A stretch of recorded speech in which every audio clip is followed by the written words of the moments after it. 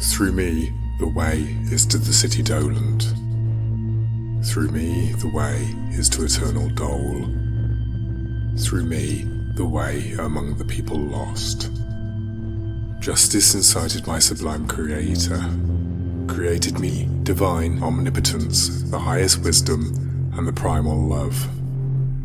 Before me there were no created things, only etern, and I eternal last. All hope abandon, ye who enter in. These words in sombre colour I beheld written upon the summit of a gate, whence their sense is, Master, hard to me, and he to me as one experienced. Here all suspicion needs to be abandoned, all cowardice must needs be here extinct.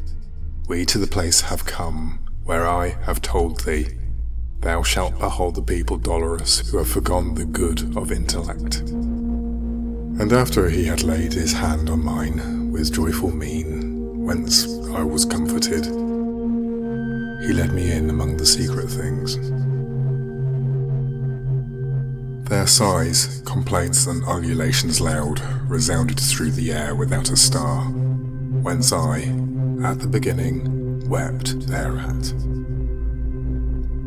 Languages diverse, horrible dialects, accents of anger, words of agony, and voices high and hoarse with sound of hands, made up a tumult that goes whirling on forever in that air, forever black, even as the sand doth when the whirlwind breathes. And I, who had my head with horror bound, said, Master, what is this which now I hear? What folk is this which seems by pain so vanquished? And he, to me, this miserable mode maintained the melancholy souls of those who lived without infamy or praise. Commingled are they with the caitiff choir of angels who have not rebellious been, nor faithful were to God but were for self. The heavens expel them not to be less fair, nor them the nethermore abyss receives, for glory none the damned would have from them. And I, O Master, what so grievous is to these that maketh them lament so sore? He answered, I will tell thee very briefly. These have no longer any hope of death, and this blind life of theirs is so debased, they envious are of every other fate. No fame of them the world permits to be. Misericord and justice both disdain them. Let us not speak of them, but look and pass. And I, who looked again, beheld a banner which whirling round ran on so rapidly that of all pause it seemed to me indignant. And after it there came so long a train of people that I ne'er would have believed that ever death so many had undone. When some among them I had recognized, I looked, and I beheld the shade of him who made through cowardice the great refusal. Forthwith I comprehended and was certain that this the sect was of the caitiff wretches, hateful to God and to his enemies. These miscreants who never were alive, were naked and were stung exceedingly by gadflies and by hornets that were there. These did their faces irrigate with blood, which with their tears commingled at their feet by the disgusting worms was gathered up. And he to me, these things shall be known to thee as soon as we our footsteps stay upon the dismal shore of Acheron. Then with mine eyes ashamed and downward cast, fearing my words might irksome be to him, from speech refrained I till we reached the river. And lo, towards us coming in a boat an old man, hoary with the hair of eld, crying, Woe unto you, you souls depraved! Hope never more to look upon the heavens. I come to lead you to the other shore, to the eternal shades in heat and frost. And thou that yonder standest, living soul, withdraw thee from these people who are dead.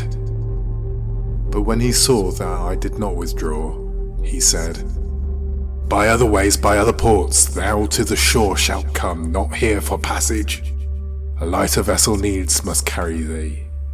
And unto him the guide, Vex thee not, Charon, it is so willed there where is power to do that which is willed, and farther question not.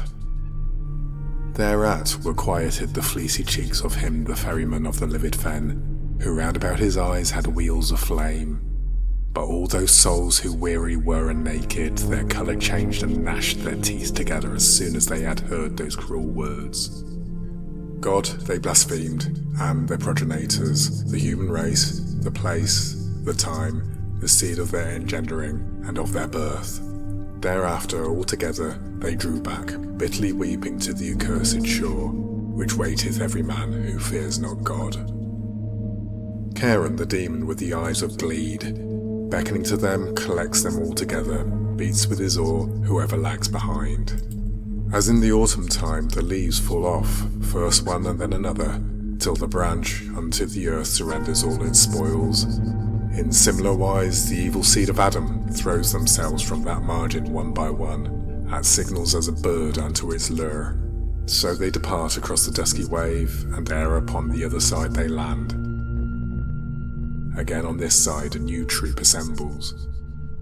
My son, the courteous master said to me, all those who perish in the wrath of God here meet together out of every land, and ready are they to pass o'er the river, because celestial justice spurs them on, so that their fear is turned into desire. This way there never passes a good soul, and hence if Charon doth complain of thee, well mayst thou know now what his speech imports. This being finished, all the dusk champagne trembles so violently that of that terror the recollection bathes me still with sweat. The land of tears gave forth a blast of wind and fulminated a vermilion light which overmastered in me every sense.